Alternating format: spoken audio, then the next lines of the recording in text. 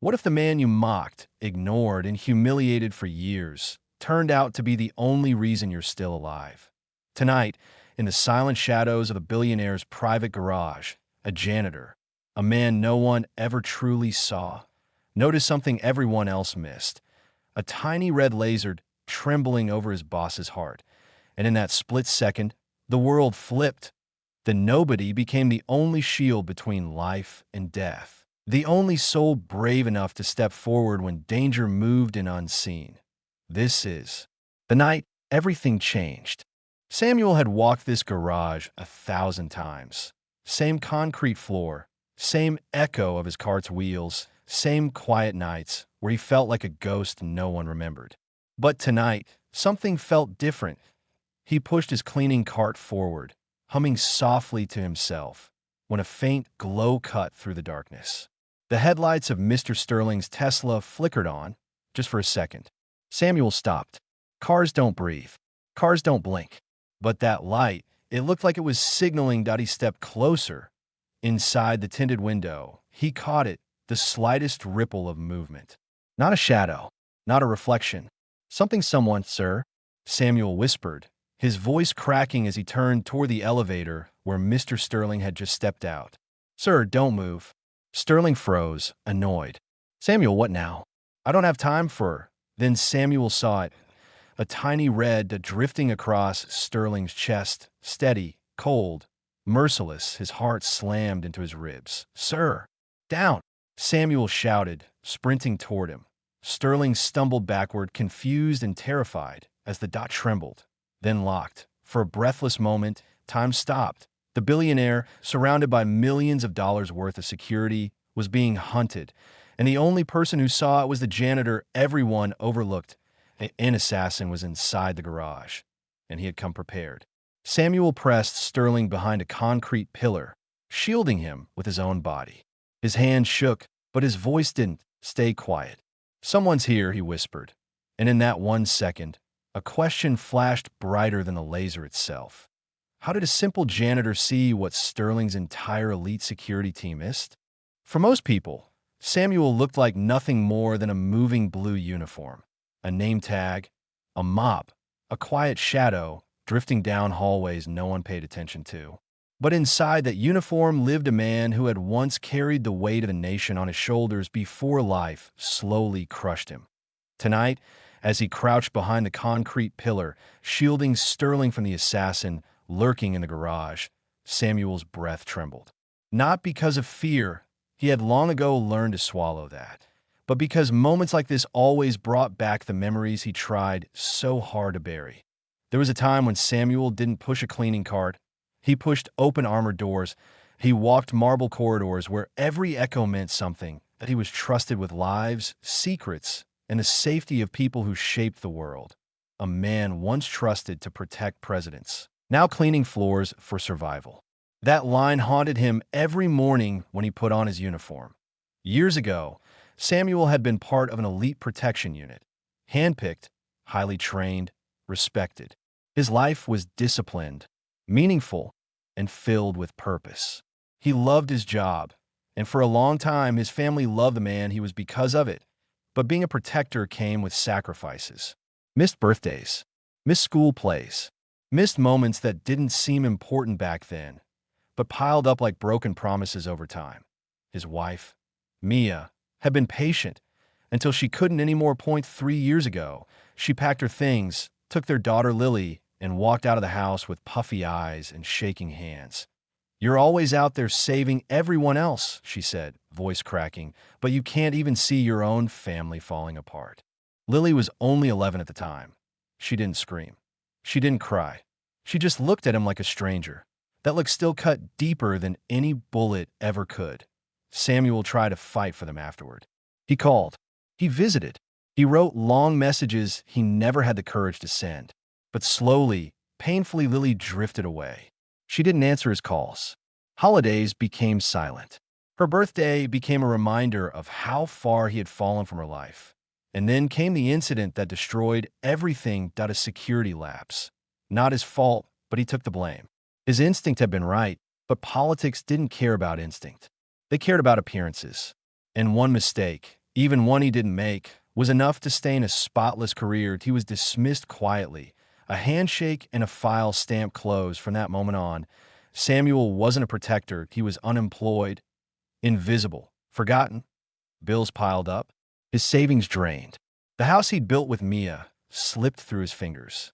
And when Sterling Industries offered him a janitor position, he took it, not because he wanted to, but because survival didn't leave room for pride. And Sterling made sure he never forgot it. The billionaire had a talent for making people feel small, but he had a special disdain for those he considered beneath him. Samuel had seen the way Sterling smirked when he spoke to employees. He'd seen him berate interns, snap at drivers, and throw entire trays of catered food onto the floor because the color wasn't right. To Sterling, Samuel wasn't even a person, just an object, the one who swept up after his tantrums. There were moments Samuel still remembered vividly, like the time Sterling dropped his coffee on purpose and said, "Good thing you're here, Samuel. You were born for this kind of work." Or the night Sterling hosted a private dinner and made a joke at Samuel's expense, laughing loudly, careful not to breathe too close to the guests. Some smells can't be washed out. People laughed. Samuel forced a smile. And every time he walked away, he whispered the same words under his breath. Just get through the day. He endured the humiliation because he needed the paycheck, the health insurance, the chance to keep paying a small portion of Lily's school fees. He hoped, prayed, that maybe someday she might see him differently again. Maybe someday she'd understand he hadn't given up on her. But deep down, Samuel felt like a ghost in his own life. Unseen, unheard, unnecessary. Until tonight. Because tonight in the billionaire's silent garage, his instincts, the ones he was punished for, came roaring back to life. The flicker of the Tesla headlights, the shadow inside the tinted window, the laser drifting over Sterling's chest. These were the kinds of details only someone like Samuel could catch, not security guards buried in their phones, not high-tech cameras. Sterling wasted millions on. It was Samuel, the man everyone overlooked, who saw the danger first. He could feel the old version of himself awakening, piece by piece, like a soldier who had been asleep for too long. His breath steadied, his eyes sharpened. Adrenaline hummed in his blood like an old friend returning. "I'm not just a janitor," he whispered to himself, gripping the edge of the pillar. "Not tonight." Behind him, Sterling trembled. The same man who had humiliated him for years, now hiding behind his body like a frightened child. Irony had never felt this sharp. Samuel didn't hate him, though. That wasn't who he was. He was a protector, whether the world respected him or not. But another thought crept in as he peeked toward the dark corner of the garage where the assassin waited. Why did Sterling's entire elite security team miss what Samuel noticed instantly? And more importantly, what kind of enemy was powerful enough to breach a billionaire's fortress? Tonight, in a place where he was supposed to be invisible, Samuel became something else entirely. The only man standing between life and death. For a long moment, the garage remained silent except for the faint hum of the Tesla's battery. Samuel leaned forward, scanning the shadows with an intensity Sterling had never seen before. Not in his guards, not in his security chief, not even in the men he hired from private military companies. This wasn't the janitor Sterling thought he knew. This was something else, someone else. "Stay low," Samuel whispered, never taking his eyes off the dark corner where the laser had come from. Sterling swallowed hard. You saw that before anyone else. How did you?" Samuel didn't answer with words. Instead, he reached into the inside pocket of his faded janitor's jacket. The one Sterling often joked looked like a thrift store reject. His hand trembled for a moment. Not from fear, but from the weight of what he was about to reveal. He pulled out a small leather case. Old, worn. The edges cracked, the color faded.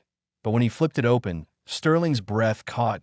A badge gleamed in the dim light. That United States Secret Protective Intelligence Division. Sterling's eyes widened. "That's not real." Samuel gave him a bitter smile. "It was." He snapped the case shut, sliding it back into his pocket as if hiding a part of himself he no longer wished to expose. Sterling stared at him, stunned. "You were one of them?" Samuel nodded, eyes scanning the shadows. "A long time ago. The billionaire's confusion grew. But how does someone go from protecting presidents to mopping floors? Samuel exhaled slowly. This was a truth he never shared. Not with coworkers, not with friends, not even with Mia after she left. But tonight, with an assassin steps away and death floating in the air like cold smoke, he spoke. It started in 2019, Samuel said quietly. A night just like this one. Another garage. Another shadow. Another red. Sterling listened, fear mixing with disbelief. We were sweeping a site before the president's arrival. A routine stop. Nothing unusual. My team was relaxed, joking about lunch. But I felt something. Samuel shook his head. It's hard to explain. The air felt wrong. Too still. He paused. Instinct. You can train it, but you can't teach it. What happened? Sterling whispered. Samuel's eyes darkened. I saw the shooter before anyone else. Same as tonight. He had a clean angle. He would have taken the president's head off. Samuel's throat tightened. I took the hit instead. Sterling blinked. You what? Samuel gently touched the side of his ribs. Cracked 3 bones. Bullet grazed my lung. Took months to breathe normally again. Sterling's expression shifted. Not pity, but stunned respect. You saved the president? Samuel smiled weakly. I stopped the assassin. But I didn't save myself. Why not? Sterling asked. Because when the dust settled, Samuel said, voice heavy, someone had to take the fall. The story unfolded like a wound reopening. There was a security breach, equipment failure, a blind spot in the cameras. The brass panicked, someone had to be blamed. Someone expendable. His voice hardened. Someone who didn't come for money. Someone without connections. Sterling looked down, guilty, because he knew that world well. They pinned the failure on you? He whispered. Yes. Samuel's voice cracked. Even though I stopped the shooter, even though my instincts saved the life of the most protected man on earth, they wrote me off. The badge he had shown wasn't just OLD. IT was a relic of a life stolen from him. My career was over. And when the headlines called me the agent who failed, everything else fell apart too. My wife, my daughter, they try to stay strong. But the world is cruel. Kids at school whispered things to my little girl. People avoided us. Doors closed. His jaw tightened. And the day Mia left, Samuel paused, eyes glistening. She said she couldn't keep hoping for a man everyone else had already given up on. Sterling swallowed hard. For once in his life, the billionaire had no words. Samuel continued, quieter now. I didn't blame her. I blamed myself. Maybe I worked too much. Maybe I missed too many moments. Maybe I failed both my duty and my family. He wiped his face with the back of his sleeve, a small, vulnerable gesture from a man who had spent his whole life holding everything together. So I took whatever job I could, he said. Cleaning floors, emptying bins, doing work that didn't matter so I could pay bills that never stopped. He looked directly at Sterling, his voice steady. I didn't become invisible overnight. I just faded. Sterling felt something he had never experienced before when looking at Samuel. Shame, because he had mocked this man, degraded him, thrown insults at him like he was trash, not knowing he was insulting a man who had once risked everything to protect a nation, that a national hero, sweeping floors in his building. How? How did I never know this? Sterling whispered. Samuel shrugged. You never asked. Silence fell again, heavier this time, filled with unspoken regret. For the first time, Sterling looked at Samuel. Not the uniform, not the mop, not the quiet man behind the cart, but the person beneath, that a man who had carried burdens that would break most people, that a man who had been abandoned by those he loved, betrayed by those he served, humiliated by those he worked for, and yet still stood ready to protect a man who never respected him. Sterling's voice trembled. I'm sorry, Samuel. For everything. Samuel didn't look at him. Save it for later. We're not out of this yet. Because even as the truth hung between them, the danger in the garage grew thicker. And in that tension, one realization hit Sterling harder than any bullet ever could. The man he had treated like dirt was the only reason he was still alive.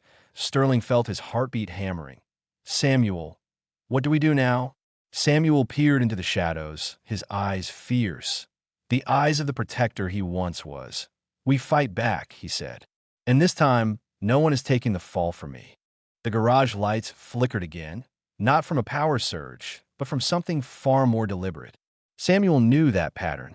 3 quick flashes, then darkness. A signal. A hunter's signal.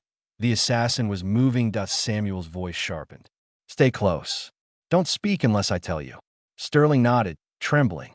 He had never seen Samuel like this. Alert, calculating, every sense sharpened to a razor's edge. The janitor was gone. The protector had returned. Samuel scanned the rafters, corners, blind spots. The architecture of danger etched into his memory like scars. The assassin had already repositioned. He could feel it in his bones. "Move," Samuel whispered. He pulled Sterling by the sleeve and guided him through the garage, but not randomly. Every step had meaning. Every pivot avoided a straight line. Every pause allowed Samuel's instincts to listen for breaths, footsteps, the metallic shift of a rifle barrel in the shadows. "Why are we zigzagging?" Sterling whispered nervously. "Kill zones," Samuel replied. "Angles he's trained to exploit." "I'm not giving him a shot." They moved past a row of luxury cars, Lamborghinis, Rivians, Aston Martins, all gleaming in darkness, their polished surfaces reflecting shadows that didn't belong. That a faint metallic click echoed. Samuel's hand shot out, pushing Sterling behind a pillar just as a bullet sliced the air, sparking off the concrete inches from Samuel's face. Sterling yelped. "He's shooting at us." "No," Samuel corrected, calm but fierce. "He's shooting at you." Another shot. Another, precise, controlled. This was no amateur. As they slipped deeper into the garage, Sterling whispered, "Samuel, why are they trying to kill me?" Samuel stopped. He turned. And for the first time, his expression held something Sterling had never seen before. Not anger, not fear, not exhaustion, resolve. "You're not supposed to die tonight," Samuel said. "Not you. Not here." "What does that even mean?" Samuel took a slow breath, as if deciding whether to reveal the truth he had carried alone for 3 long years. "It's the vice president," Samuel finally said. "The hit is meant for him."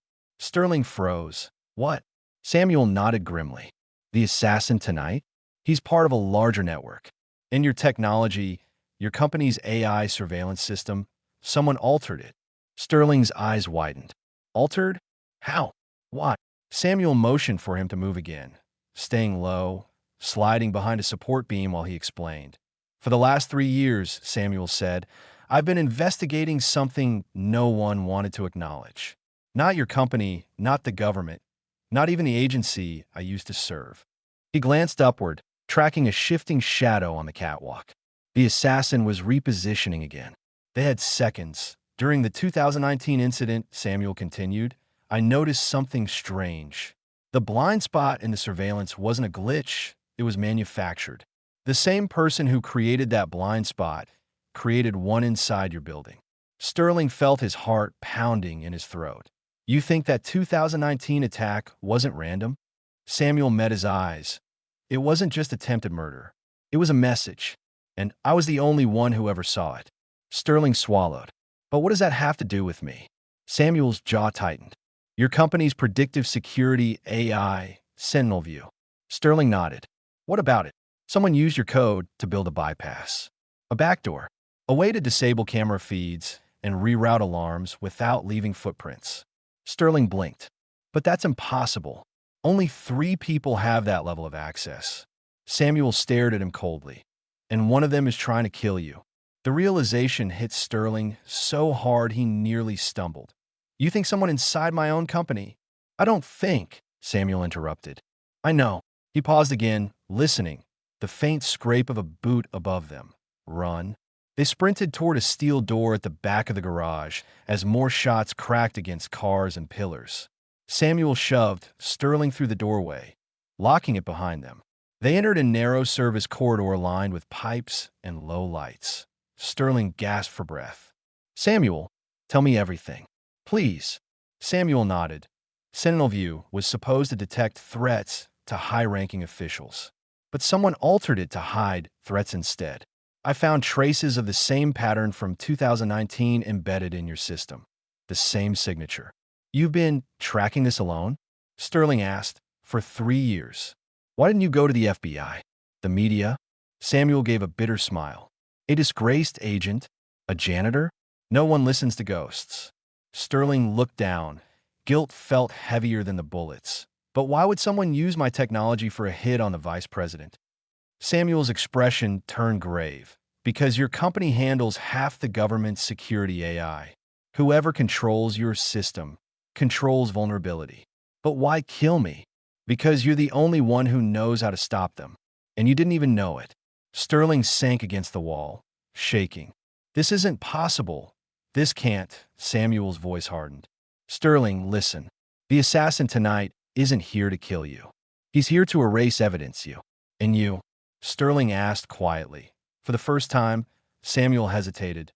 The moment I started digging, the threats began. Threats? Sterling echoed. Samuel's voice cracked slightly. Not to me. To my daughter. Sterling's blood ran cold. Lily. Samuel nodded slowly. Someone sent a message. A picture of her walking home from school. A note that said, stop digging. I tried to keep her safe. Moved apartments twice.